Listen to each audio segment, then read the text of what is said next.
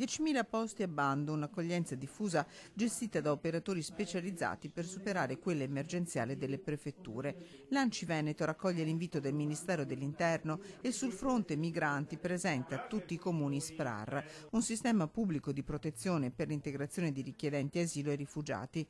Già 27 i comuni veneti aderenti al progetto, l'obiettivo è quello di ampliarne il numero. La modalità con cui i progetti SPRAR sono organizzati, cioè per piccoli numeri, piccole strutture, appartamenti, molta capillarità anche proprio della presenza dei richiedenti e dei rifugiati, determina un impatto molto più semplice dal punto di vista poi del rapporto con le comunità locali. Fondi ordinari certi e disponibili, la possibilità di governare il fenomeno, vantaggi che i comuni, anche e soprattutto quelli medio-piccoli, devono sfruttare, il monito del presidente di Anci Veneto. Ricordo a tutti, magari a coloro che non lo conoscono, che è un modello che è stato veramente molto testato, esiste da 15 anni e quindi ci sono anche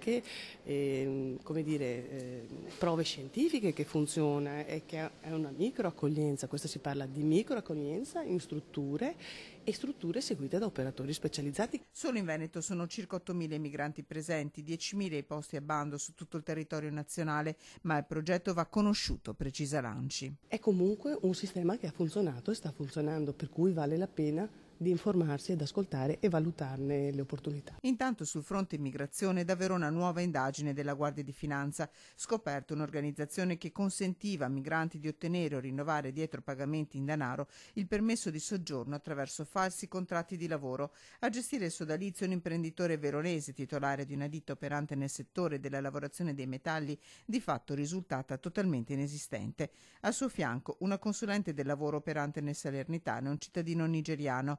50 i falsi rapporti di lavoro ricostruiti dalle fiamme gialle, ognuno dei quali era stato pagato dagli stranieri tra i 200 e i 750 euro.